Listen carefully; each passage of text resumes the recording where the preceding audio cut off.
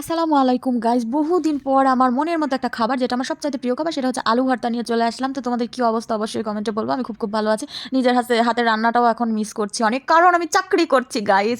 তো নিজের হাতের রান্নাও খেতে পারছি না। তো আজকে হচ্ছে যে আমি তাড়াতাড়ি বাসায় চলে আসছি তো 4টার দিকে, এই জন্য আজকে নিজে একটু আলু ভর্তা করে ভাত খাবো। আলু ভর্তা আমার অনেক পছন্দ, এটার সাথে আর কিছুই লাগে না, গরম গরম ভাত আর আলু ভর্তা।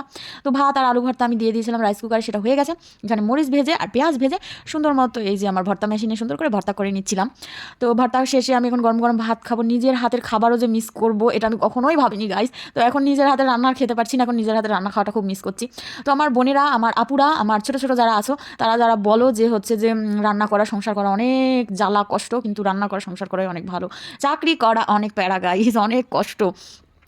তো যাই হোক, আমার ভর্তা কিন্তু হয়ে যাচ্ছে। এটা দেশি নতুন আলুর একদম গরমা গরম ভর্তা হবে। তো দেশি আলু ভর্তা করলে কিন্তু অনেক সুন্দর হয়, আঠা আঠা হয়, আর খেতেও অনেক মজা হয় গাইস। তো এই দেখো সুন্দর মতো আমি ভর্তা করে নিচ্ছিলাম। আর আমার এত পরিমাণ ঘুম পাচ্ছিল যে মনে হচ্ছে আমি ভর্তা করতে করতে ঘুমিয়ে যাব। তো আর কিছু রান্না করার আমার শক্তি নাই, এজন্য শুধু ভর্তাটাই করলাম। সকালবেলা কিছু একটা রান্না করে নিব আজকে, শুধু এই ভর্তা আর ভাত। আমি ডিম ভাজি করতে চাইছিলাম, পরে দেখি ডিমও নাই বাসাতে। কালকে শুক্রবার বাজার করতে হবে, আজকে বৃহস্পতিবার। তো কালকে বাজার করার পর সুন্দর মতো নিজে রান্না করে নিজে খাবো। নিজের হাতের রান্না যে আমি এত পরিমাণ মিস করছি গাইস, কি বলবো। আগে নিজের হাতের রান্না খেতে খেতে খেতে খেতে মনে হতো যে কেউ রান্না করে দিলে খেতে অনেক মজা লাগবে, ভালো লাগবে, এরকম মনে হতো। এখন নিজের হাতের রান্না না খেতে পেরে মিস করছি। তো বাসায় সরিষার তেলটাও শেষ হয়ে গেছে, একদম একটু ছিল, সেটাই দিয়ে দিলাম। ভর্তাতে সরিষার তেল না হলে একদম জমেই না, ভর্তাতে সরিষার তেল হতে হবে। গরুর মাংস সরিষার তেল দিয়ে রান্না করলে অনেক মজা হয়। আসলে সব কিছুই আমার সরিষার তেল দিয়ে রান্না করলে ভালো লাগে, আমরা সরিষার তেলটাই খাই, আর সয়াবিনটা খাওয়া হয় না তেমন একটা। তো আমার ভর্তা কিন্তু অলরেডি হয়ে গেছে গাইস। তো তোমাদের কার কার জিভে জল চলে আসছে বলো তো। আমার তো ভীষণ জল চলে আসছে, কারণ আমার অনেক প্রিয় এই ভর্তাটা। আলু আমার কিন্তু পছন্দ না, একদমই পছন্দ না। তরকারিতে আলু দিলে আমি আলু বেছে রেখে দিয়ে আলুটা খেতে পারি না, কিন্তু আলুর ভর্তা আমার অনেক পছন্দ। আলু ভাজাও ভালো লাগে না। আঠা আঠা ভর্তা কিন্তু আমার রেডি হয়ে গেছে। আমি গরম গরম ভাত নিয়ে আসার পালা। গরম গরম ভাত দিয়ে আঠা আঠা দেশি আলুর ভর্তা দিয়ে ভাত মেখে খেতে যে কি পরিমাণ মজা গাইস। আলুর ভর্তা অনেক রকমেরই হয়, কিন্তু আঠা আঠা যেটা দেশি আলুর ভর্তা, সেটাই একদম সুপার টুপার হিট হয়। আর অন্য যেগুলো ভর্তা হয় সেগুলো খেতে একদমই আমার ভালো লাগে না।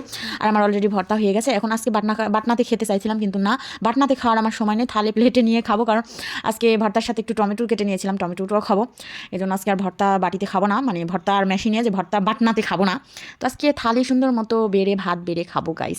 তোমার এত পরিমাণ ক্ষুধা লাগছে কি বলবো। আমি ভাত নিয়ে নিয়েছি অলরেডি এবং খাওয়া শুরু করে দিয়েছি। তো বিসমিল্লাহ বলে যখন মুখে দিলাম, মাশাল্লাহ, একদম তৃপ্তির শান্তি। এর চেয়ে শান্তির খাবার আমার মনে হয় পৃথিবীতে নাই। মাছ মাংস সব কিছু বাদ আমার কাছে আলু ভর্তাই ভালো লাগে। এটাই অনেক মজা, শান্তির, আরামের খাবার, আসলে হালাল খাবার। সেটা আলু ভর্তা হোক, ডিম ভাজি হোক, ডাল হোক, সেটাতে অনেক শান্তি, অনেক তৃপ্তি গাইস। আর হারামের গরুর মাংস, পোলাও, বিরিয়ানি, ওতে শান্তি নাই। তো তার সাথে আমি একটু টমেটো নিয়ে নিলাম। তো আমি খাওয়া দাওয়া শেষ করে দিয়ে দিলাম। তো সবাই ভালো থাকো, টাটা।